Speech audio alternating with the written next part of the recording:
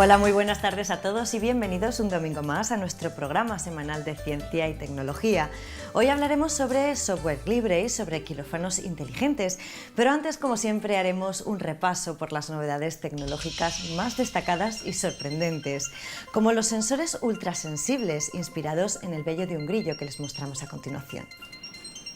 Los grillos son capaces de localizar sonidos de baja frecuencia desde cualquier dirección, gracias a unos apéndices velludos o pelos que tienen en su abdomen y que les permiten detectar el batir de las alas de una avispa o el salto de una araña.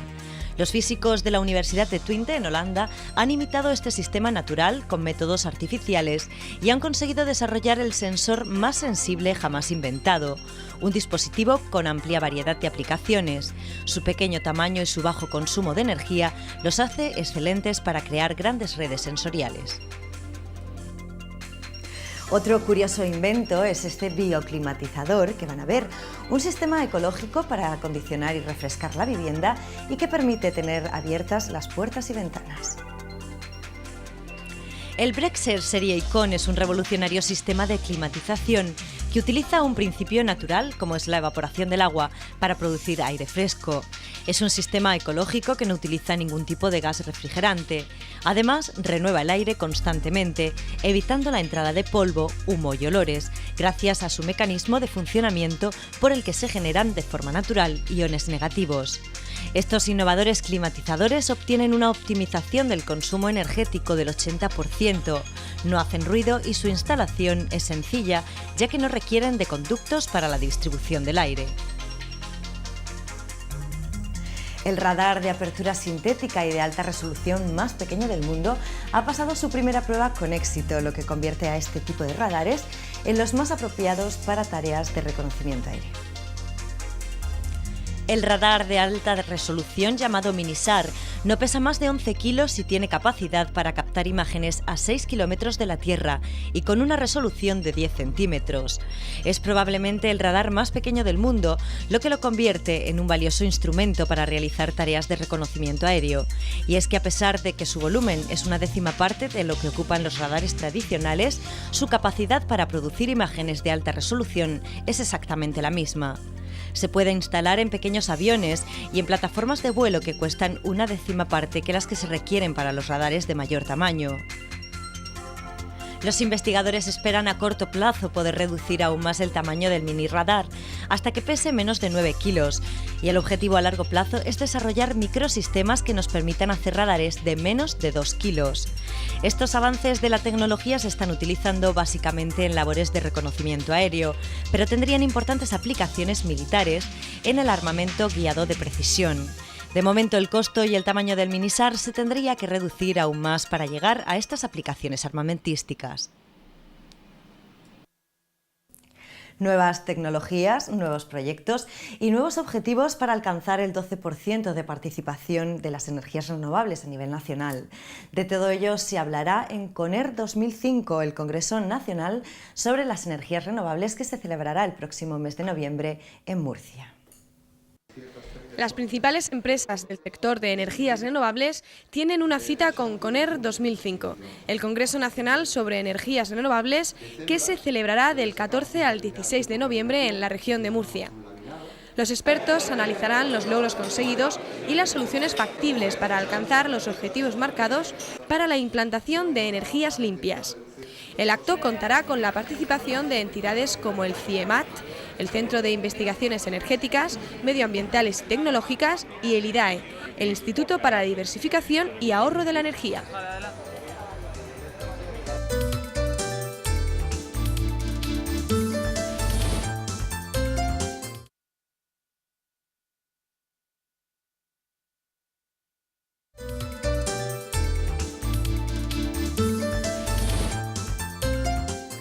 ¿Software libre o patentes? Un tema que está siendo objeto de debate en toda Europa.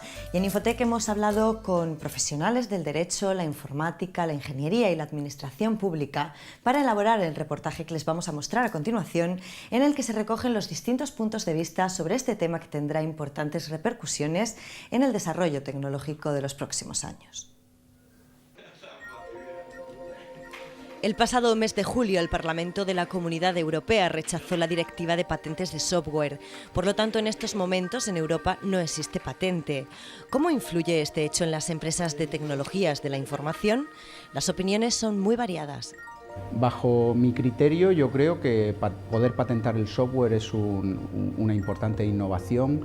La industria de los contenidos en general, del software en particular, es una industria que está teniendo un peso creciente en el Producto Interior Bruto de las regiones y, por lo tanto, sería muy interesante que ese conocimiento, esas invenciones, pudieran ser patentables para protegerlas contra posibles copias, ataques, etc. Informática creo que es un campo donde cualquier persona estudiando puede entrar y trabajar muy bien, y se demuestra el que mejor trabaja. Entonces, poniendo patentes, lo único que creo que subirían la barrera y sería más complicado, y la competencia se bajaría y por tanto la calidad. Todas las ingenierías se mueven en términos de resultados que se patentan. Entonces es peligroso que no exista ningún tipo de forma de controlar los resultados que se crean a partir de las investigaciones en informática. Entonces, algún tipo de patente debe crearse. El cómo se implemente eso para que no se produzcan abusos por parte de las grandes corporaciones es lo que debemos dejar a los políticos y a los técnicos que estudien. Nosotros lo que abogamos es por una buena patente que defienda la autoría, la innovación del profesional, pero que no se quede en una patente de la idea pura y dura, que al final serán las grandes empresas que puedan tener un gran soporte de abogados y de su propio mecanismo de funcionamiento que permitan que se apoderen de las pequeñas empresas.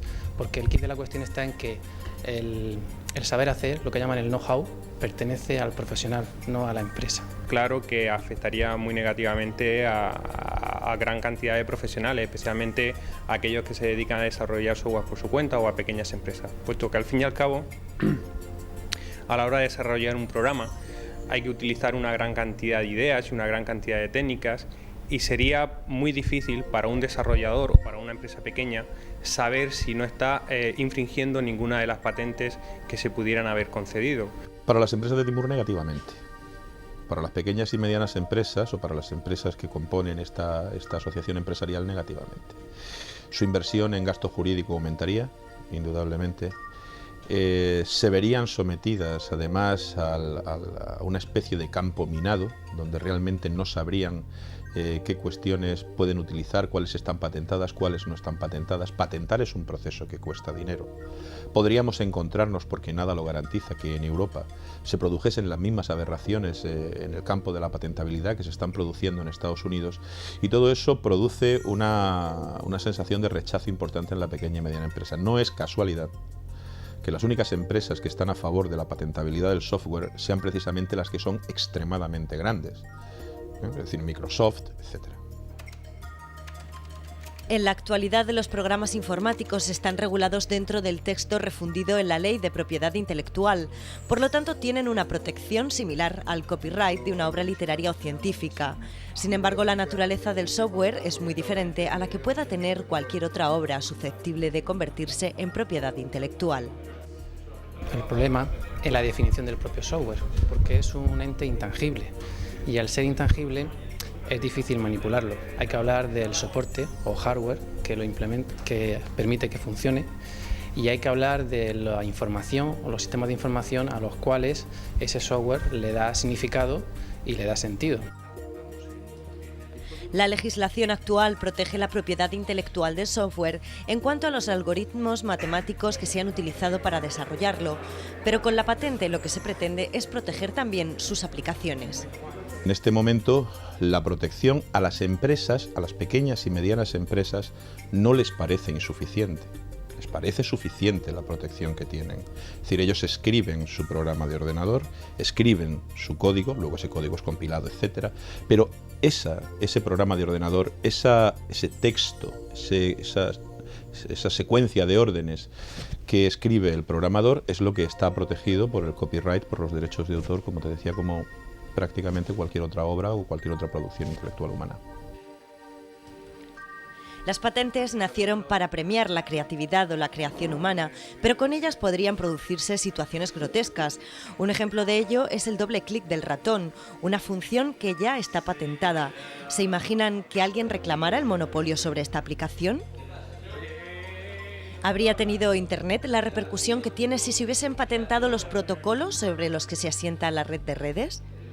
Con las patentes de software y con las oficinas de patentes tal como funcionan hoy en día, sería muy difícil asegurar de que no se están patentando ideas obvias.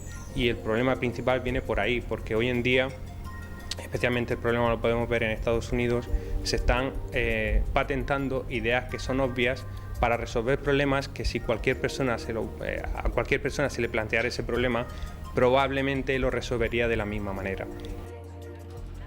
Las patentes servirían para proteger la propiedad intelectual y el conocimiento que generan las empresas de tecnología.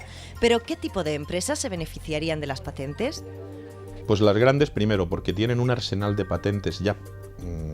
Tienen sociedades incluso de tenencia solo de patentes. Microsoft dispone de una sociedad participada cuyo único fin es acumular patentes y gestionarlas. Lo cierto y verdad es que se están dedicando unos recursos crecientes en lo que son inversión en tecnologías de la información y las comunicaciones. Eso significa que las empresas se están dedicando en general, no solo las grandes empresas, las grandes multinacionales, sino también las pequeñas empresas, se están dedicando unos recursos crecientes a investigar en todo lo relativo a la parte de software y, por lo tanto, a conseguir un conjunto de conocimiento en esa línea. Al igual que otros productos del ámbito industrial son patentables y por lo tanto protegen a aquel que ha realizado la inversión, sería también muy importante tenerlo en el ámbito del software. ¿Las patentes de software son entonces una solución o un problema? Un debate que no solo afecta a la economía doméstica, sino también a la política económica mundial. Al igual que están copiando, por ejemplo, marcas comerciales, el hecho de que lo que es puro conocimiento en modo de bits, uno puestos detrás de otro, de software, no sea protegible, yo creo que es una importante debilidad de nuestro sistema desarrollado, porque precisamente en esos productos de gran valor añadido es donde podemos tener una determinada ventaja competitiva con respecto a estos otros países. Desde mi criterio entiendo que sería importante y de hecho desde el gobierno regional estamos tratando de potenciar una industria regional del software y de los contenidos y sería importante que esa inversión que hace cada pequeña y mediana empresa con un gran esfuerzo pudiera ser patentable y por lo tanto protegible de posibles copias ilegales. Cuando se habla de países en los que la mano de obra es barata, probablemente estemos hablando de países como China o la India, en los cuales se está desarrollando software y se está desarrollando software muy bueno. Probablemente ellos patentarían más de lo que están patentando o de lo que podrían patentar las empresas españolas.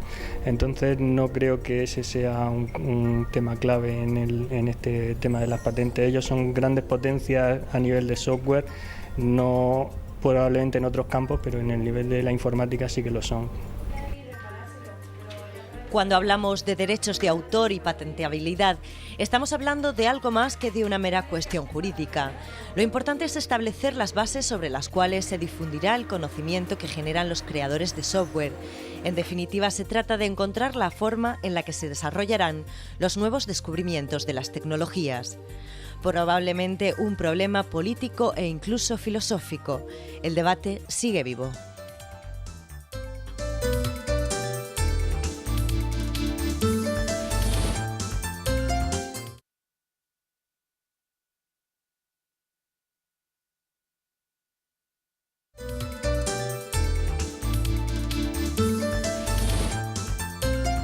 El Hospital San Carlos de USP ha sido uno de los primeros hospitales de España en instalar un quirófano inteligente o informatizado.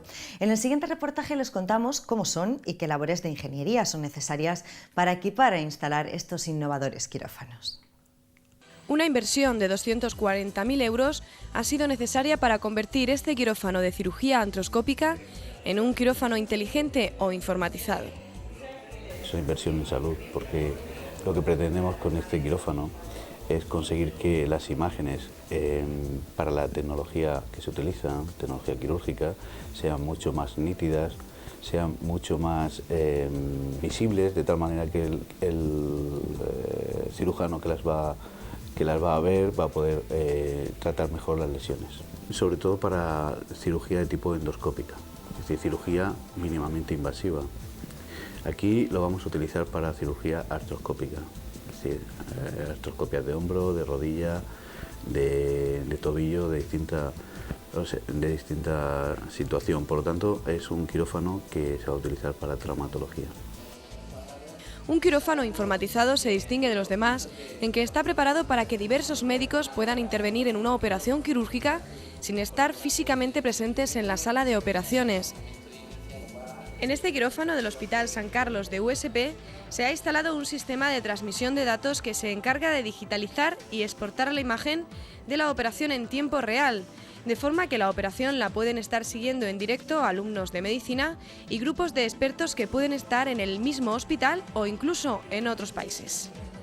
Esta es la cámara en la cual se ha reducido a la mínima expresión para poder tener maniobrabilidad a la hora de operar, y este otro aparato es el que exporta lo que es la información al exterior, ya sea mediante un cable de VGA o ese vídeo, o también mediante el formato de DVD o una tarjeta de memoria.